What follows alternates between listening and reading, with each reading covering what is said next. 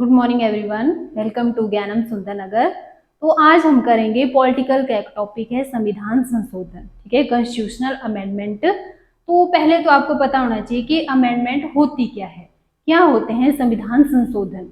तो समय के साथ क्या होता है, बदलाव होना जरूरी होता है। ठीक है, तो यही है संविधान संशोधन।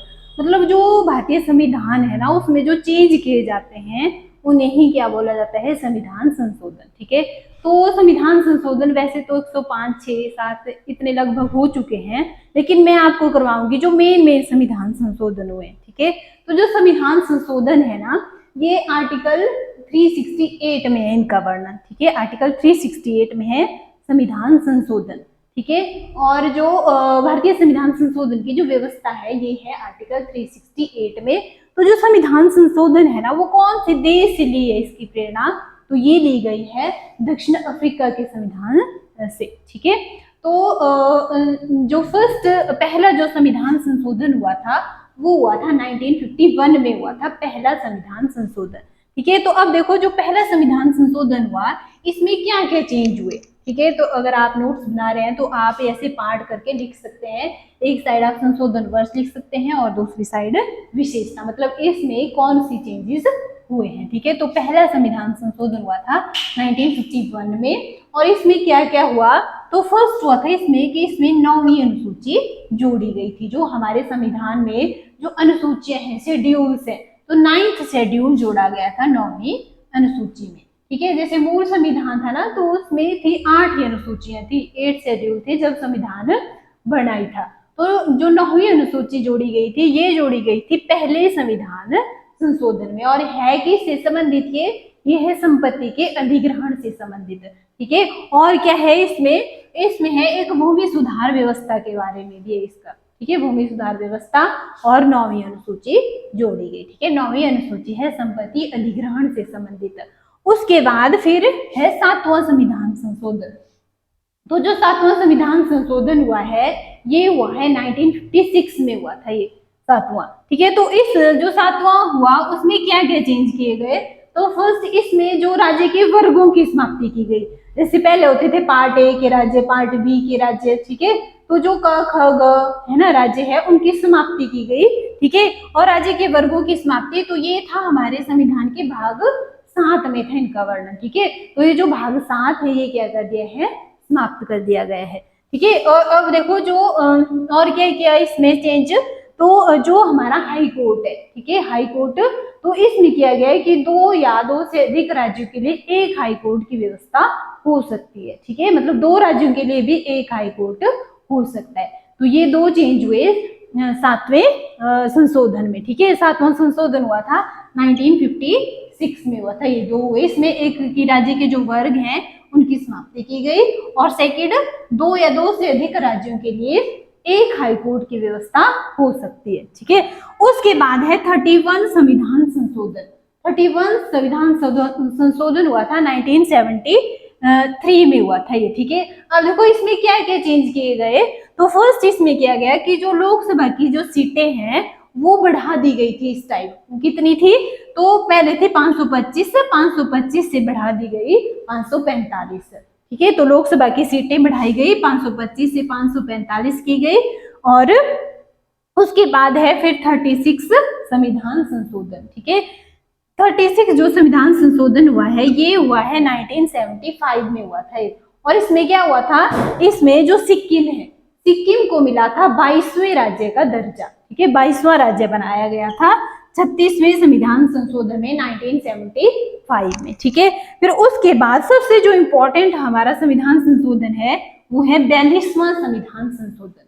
42वां संविधान संशोधन हुआ था 1976 में हुआ था ये। ठीक है, और इसको क्या बोला जाता है, इसको लघु संविधान भी कहा जाता है, मिनी कॉन्स्टिट्यूशन बोला जाता है 76 अमेंडमेंट को। और कब हुई थी, 1976 में। अब देखो मैं बताती हूँ कि क्या क्या इसमें चेंज किए गए। तो इस टाइम क्या हुआ था, इस टाइम भारत में आपातकाल भी लगाया गया था, आपको पता होना।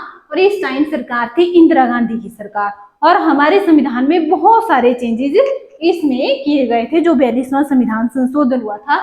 अब देखो क्या किए गए थे इसमें, तो सबसे पहले जो मूल कर्तव्य है, मूल कर्तव्य को जोड़ा गया था संविधान में और कहाँ रखा गया था इसको, भाग 4A में, मतलब पार्ट 4A में रखा गया और आर्टिकल में रखा गया इसको 51A। ठीक है, तो मूल कर्तव्यों को संवैधानिक दर्जा मिला। और जो हमारी प्रस्तावना है, प्रस्तावना जो हमारी प्रियम्बल है, ठीक है, तो प्रियम्बल में क्या हुआ था, 3 शब्द जोड़े गए थे। वो कौन कौन से थे, एक साम्यवादी, पंथ निरपेक्ष और अखंडता। तो जो हमारी प्रस्तावना है ना उसमें एक ही बार हुआ है संशोधन और यही हुआ है ये चेंज, उसमें ये 3 शब्द जोड़े गए थे। कौन कौन से हैं वो, एक साम्यवादी, पंथ निरपेक्षता और अखंडता। ये याद रखना है कि ये 3 शब्द जोड़े गए हैं भारत की प्रस्तावना में।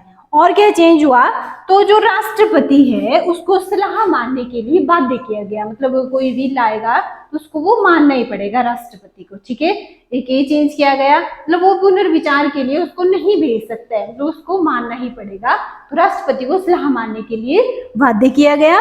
और क्या किया गया, और जो लोकसभा और जो राज्यसभा है, ठीक है, वर्तमान में उनका कार्यकाल कितना होता है, लोकसभा का तो 5 साल होता है और राज्यसभा का होता है 6 साल। लेकिन इस टाइम क्या हुआ, लोकसभा का कार्यकाल भी 6 साल ही कर दिया, मतलब दोनों का ही कार्यकाल 6 वर्ष कर दिया गया, लोकसभा का भी और राज्यसभा का भी। इसके अलावा जो शिक्षा है, वन है, वन्य जीव, ये रखे गए संवर्ती सूची में। ठीक है, संवर्ती सूची में तो पहले थे ये राज्य सूची में, मतलब 3 प्रकार की जो सूचियां होती है ना, राज्य सूची, संवर्ती सूची और संवर्ती सूची, राज्य सूची और केंद्र सूची। ठीक है, मतलब जो केंद्र सूची होती है ना उसमें कानून बनाती है केंद्र सरकार, राज्य सूची में कानून बनाती है राज्य सरकार और संवर्ती सूची में कानून बनाती है दोनों, राज्य सरकार भी बना सकती है और केंद्र सरकार भी बना सकती है। तो ये जो 3 थे, शिक्षा, वन और वन्य जीव, ये थे पहले संवर्ती सूची में, मतलब दोनों बना सकते थे इसमें। ठीक है, लेकिन पहले थे ये राज्य सूची में, अब डाले गए ये संवर्ती सूची में। ठीक है, और क्या हुआ, इस टाइम कोरम व्यवस्था को समाप्त कर दिया गया। अब कोरम व्यवस्था क्या होती है, कोरम व्यवस्था होती है कि जब कोई बैठक होती है ना तो उसमें 1/10 सदस्य होना अनिवार्य होते हैं। ठीक है, ये हुई कोरम व्यवस्था। लेकिन इस टाइम क्या किया गया, कोरम व्यवस्था को समाप्त कर दिया गया। तो ये बहुत सारे चेंजेस किए गए 42वें संविधान संशोधन में, तभी इसे बोला जाता है मिनी कॉन्स्टिट्यूशन भी बोला जाता है इसको, लघु संविधान। ठीक है, तो यहाँ तक मैं आपको दोबारा रिकॉल करवा देती हूँ, फिर हम आगे बढ़ते हैं। ठीक है, तो सबसे पहले मैंने आपको बताया कि जो भारतीय संविधान संशोधन है, आर्टिकल आता है 368 में है संविधान संशोधन का वर्णन। ठीक है, और दक्षिण अफ्रीका से ली है इसकी प्रेरणा। तो सबसे पहले मैंने आपको पहला संविधान संशोधन बताया, तो पहला संविधान संशोधन हुआ था 1951 में। ठीक है, इसमें क्या हुआ था, 9वीं अनुसूची जोड़ी गई थी और भूमि सुधार व्यवस्था से ये संबंधित है। फिर 7वां संविधान संशोधन 1956, इसमें क्या हुआ, राज्य के वर्गों की समाप्ति की गई, जैसे पार्ट ए के राज्य, पार्ट बी के राज्यों को समाप्त किया गया और 2 या 2 से अधिक राज्यों के लिए एक हाई कोर्ट की व्यवस्था की गई, मतलब 2 राज्यों के लिए भी एक हाई कोर्ट हो सकता है। फिर 31 संविधान संशोधन 1973, तो इसमें क्या, लोकसभा की सीटें बढ़ाई गई थी, कितनी थी, 525 से बढ़ाकर 545 की गई। तो उसके बाद 36वां संविधान संशोधन 1975, इसमें क्या हुआ, इसमें सिक्किम को मिला था राज्य का दर्जा, और कौन सा राज्य बना था, 22वें राज्य का दर्जा दिया गया। फिर क्या, हमने 42वां संविधान संशोधन, ये सबसे इंपॉर्टेंट है, आपने पूरा याद रखना है कि क्या क्या इसमें चेंजेस हुए हैं और इसको क्या कहा जाता है। तो इसको बोला जाता है लघु संविधान, मिनी कॉन्स्टिट्यूशन इसे बोला जाता है। इस टाइम क्या क्या होता है, एक तो आपातकाल लगाया गया था भारत में। ठीक है, और सरकार किसकी थी, इंदिरा गांधी की सरकार थी, और इसको और इसमें क्या क्या जोड़ा गया, तो जो मूल कर्तव्य है ये जोड़े गए संविधान में। ठीक है, मूल कर्तव्य कहाँ कहाँ रखे गए, पार्ट 4A में रखा गया और आर्टिकल में रखे गए 51A। ठीक है, और क्या हुआ, जो प्रस्तावना है उसमें 3 शब्द जोड़े गए थे, कौन कौन से थे, साम्यवादी, पंथ निरपेक्ष और अखंडता, और राष्ट्रपति को सलाह मानने के लिए बाध्य किया गया, और लोकसभा और जो राज्यसभा है इसका कार्यकाल 6 वर्ष कर दिया गया, कोरम व्यवस्था को समाप्त कर दिया गया। ठीक है, शिक्षा, वन, वन्य जीव, इनको कहाँ रखा गया, संवर्ती सूची में, पहले कहाँ थे ये, राज्य सूची में। ठीक है, अब हम उसके बाद जो उसके बाद है फिर 44 अमेंडमेंट। 44 अमेंडमेंट हुई थी 1978 में। अब इस टाइम क्या हुआ, अब सरकार चेंज हुई, ठीक है। इस टाइम आई अब जनता पार्टी की सरकार, ठीक है। मोरारजी देसाई थे इस टाइम। तो इन्होंने क्या किया, अब जितने भी चेंजेस हुए हैं ना, उन्होंने दोबारा इनको चेंज किया। ये वैसे होता भी है कि जो पिछली सरकार होती है ना, अब अगली नई जो सरकार आती है वो क्या करती है, जो पुराने होते हैं वो चेंजेस करते हैं, वो अपने हिसाब से करती है, ठीक है। तो यही इन्होंने किया। तो इन्होंने क्या किया, सबसे पहले 44 जो अमेंडमेंट हुई थी वो हुई थी 1978 में, ठीक है। तो इस टाइम क्या हुआ, इन्होंने क्या किया, जो लोकसभा और राज्यसभा का जो कार्यकाल था वो क्या कर दिया गया था, वो 6 साल कर दिया गया था। लेकिन इन्होंने क्या किया, दोबारा उनका कार्यकाल 5 वर्ष कर दिया गया। मतलब राज्यसभा का तो 6 साल होता है, लेकिन लोकसभा का क्या किया, 5 वर्ष, ठीक है। अब देखो और क्या किया था, इस टाइम क्या किया था, जो 42वां संविधान संशोधन था उसमें राष्ट्रपति को सलाह मानने के लिए बाध्य किया गया था। मतलब कि राष्ट्रपति को सलाह माननी ही पड़ेगी। लेकिन इस टाइम क्या किया गया, जो राष्ट्रपति है ना उसको मतलब वो एक बार पुनर्विचार के लिए भेज सकता है, ठीक है। और कोरम व्यवस्था को समाप्त कर दिया गया था, 110 सदस्य, ठीक है। तो कोरम व्यवस्था को दोबारा पुनः उसी तरह रखा गया। और इस टाइम संपत्ति के अधिकार को समाप्त कर दिया गया। मतलब हमारे जो मौलिक अधिकार है ना, पहले के 7 थे, 7वां था संपत्ति का अधिकार, ठीक है। तो इस अधिकार को समाप्त कर दिया गया। वर्तमान में कितने हमारे मौलिक अधिकार, 6 मौलिक अधिकार है, पहले थे 7। मतलब संपत्ति का अधिकार भी था, लेकिन अब भी है ये, लेकिन अब रखा गया है ये कानूनी अधिकार के रूप में, ठीक है। तो संपत्ति के अधिकार को समाप्त किया गया। और क्या किया गया, इसमें जो राष्ट्रीय आपात है, ठीक है, राष्ट्रीय आपात आर्टिकल 352, तो इसमें क्या हुआ, एक शब्द यूज करते हैं सशस्त्र विद्रोह, जो आपने पढ़ा होगा। लेकिन जो सशस्त्र विद्रोह हो, इसकी जगह पहले शब्द यूज किया जाता था आंतरिक अशांति, ठीक है। तो आंतरिक अशांति की जगह शब्द यूज किया रखा गया है अब सशस्त्र विद्रोह, ठीक है।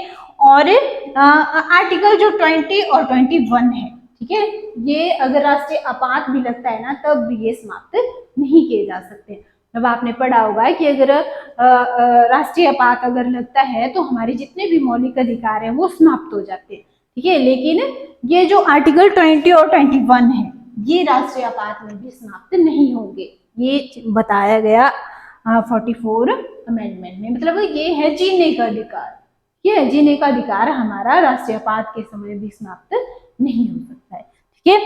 उसके बाद है अब 52 अमेंडमेंट। 52 अमेंडमेंट ये हुई थी 1985 में, ठीक है। अब इसमें क्या हुआ, इसमें जोड़ी गई थी 10वीं अनुसूची।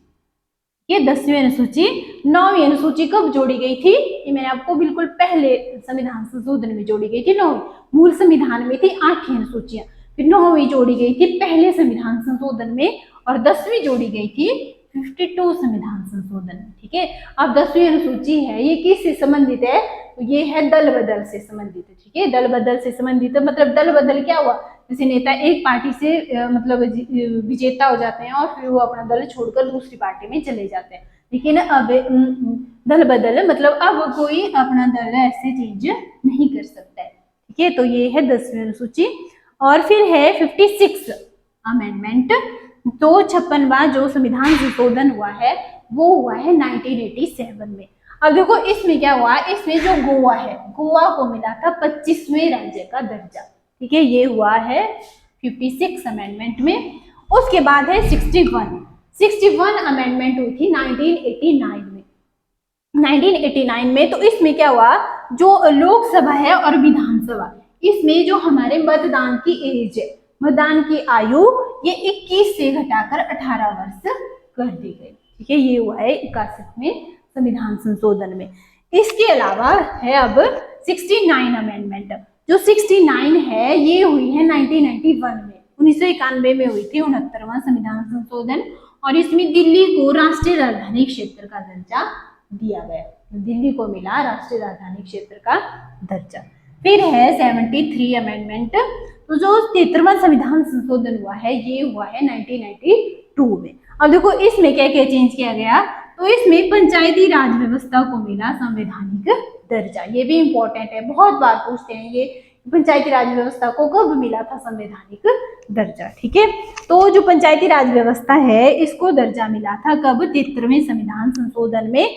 ठीक है, और जो पंचायती राज व्यवस्था है वो कौन सी अनुसूची में है? ठीक है, तो अनुसूची आएगी 11वीं अनुसूची में है पंचायती राज व्यवस्था का वर्णन। ठीक है, तो 11वीं अनुसूची भी इसी में ही जोड़ी गई थी, 73वें संविधान संशोधन में जोड़ी गई थी 11वीं अनुसूची। ठीक है, और पार्ट भाग कौन से में है?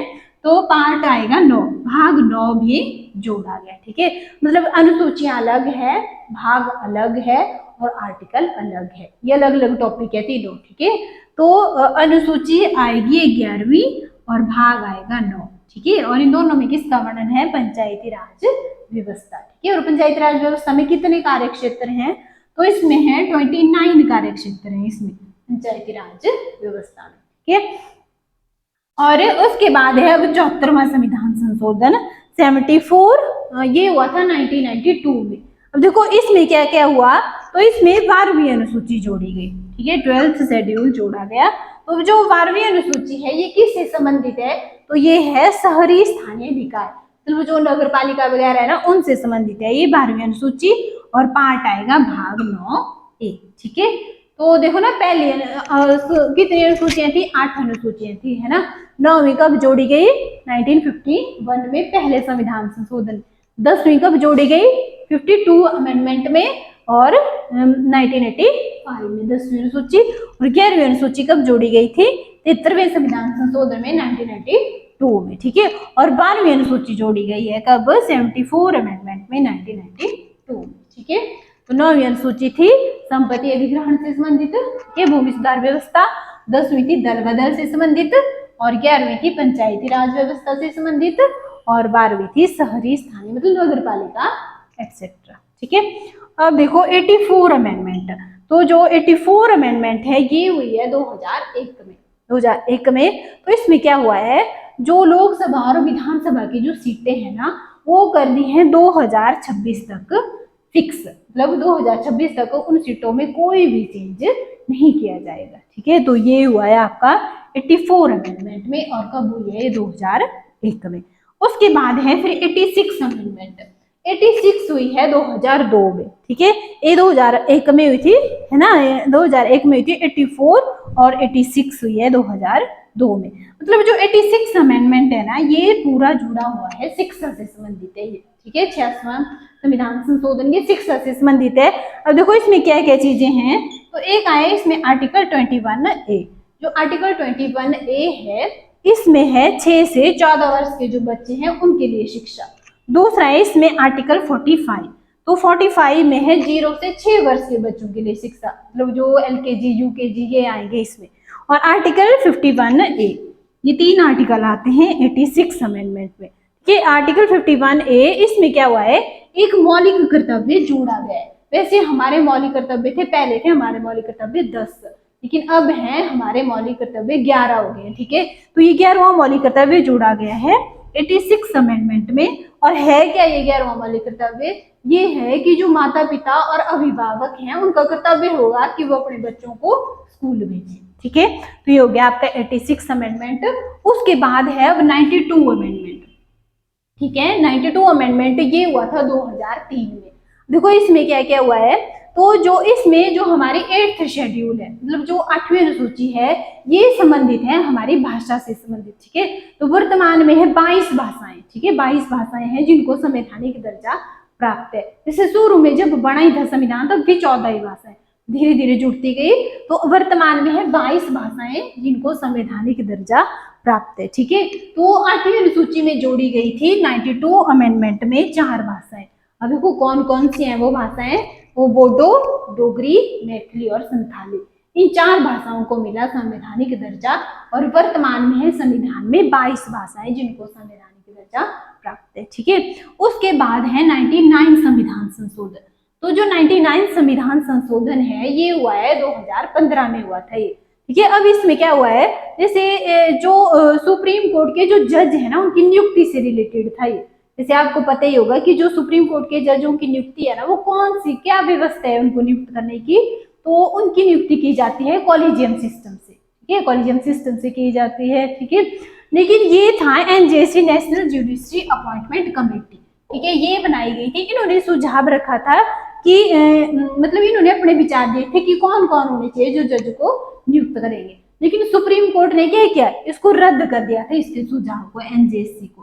ठीक है, तो उन्होंने बोला कि जजों की नियुक्ति कैसे होगी, कॉलेजियम सिस्टम से ही जजों की नियुक्ति होगी। तो ये हम सुप्रीम कोर्ट में आपको डिटेल में बताऊंगी मैं आपको कि कैसे कैसे उनकी नियुक्ति कौन करता है और मतलब कैसे कैसे की जाती है, कॉलेजियम सिस्टम क्या है, एनजेसी क्या है, ये टॉपिक हम सुप्रीम कोर्ट वाले टॉपिक में करेंगे। ठीक है, यहाँ सिर्फ आपने सिर्फ इतना याद रखना है कि यहाँ पर एनजेसी ने दिए थे सुझाव, लेकिन सुप्रीम कोर्ट ने क्या किया, उसको रद्द कर दिया। उसके बाद है 100 संशोधन, तो ये हुआ है 2015 में। ठीक है, तो इसमें क्या हुआ था, इसमें हुआ है जो बांग्लादेश है ना, बांग्लादेश को हुआ है भूमि हस्तांतरण, मतलब कुछ गांव भारत ने सौंपे बांग्लादेश को और कुछ बांग्लादेश ने सौंपे भारत को। ठीक है, तो भारत ने दिए हैं 111 गांव सौंपे हैं और बांग्लादेश ने सौंपे हैं लगभग 51 गांव, ये 51 गांव सौंपे हैं बांग्लादेश ने भारत को। उसके बाद है 101 संविधान संशोधन।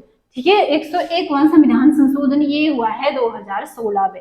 तो ये किससे रिलेटेड है, जीएसटी से रिलेटेड है ये। ठीक है, जीएसटी मतलब संविधान संशोधन तो हुआ था 2016 में, लेकिन लागू कब हुआ है जीएसटी, 1 जुलाई 2017 को ये लागू हुआ था। उसके बाद है 102 संविधान संशोधन, तो ये हुआ था 2018 में हुआ था ये, और ये किससे संबंधित था, ये था जो राष्ट्रीय पिछड़ा आयोग है ना, उसको मिला है संवैधानिक दर्जा। उसके बाद है 103 संविधान संशोधन, ये मिला है 2019 में हुआ था ये चेंज, और ये भी इंपॉर्टेंट है। इसमें क्या है, मतलब जो ईडब्ल्यूएस जो इकोनॉमिकली वीकर सेक्शन है ना, उसको मिला है 10% आरक्षण। ठीक है, उनको 10% आरक्षण दिया गया है, और कब दिया गया है, 2019 में। संविधान संशोधन कौन सा था, 103, और 104 ये हुआ है 2019 में। तो इसमें क्या किया है, जो लोकसभा और जो विधानसभा है ना, इसमें जो SC/ST को जो आरक्षण मिलता है वो 10 साल के लिए और बढ़ा दिया गया है।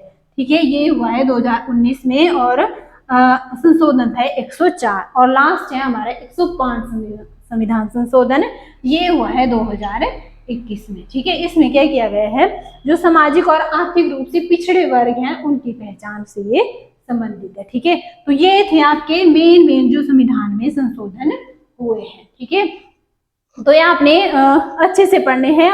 वैसे तो 105 के लगभग ही हुए हैं, इसके अलावा भी संविधान संशोधन नहीं हुए हैं जो इम्पोर्टेंट है। तो ये मैंने आपको 105 में से जो मेन महत्वपूर्ण थे वो मैंने आपको करवा दिए हैं, तो आप इसका स्क्रीनशॉट भी ले सकते हैं। Thank you.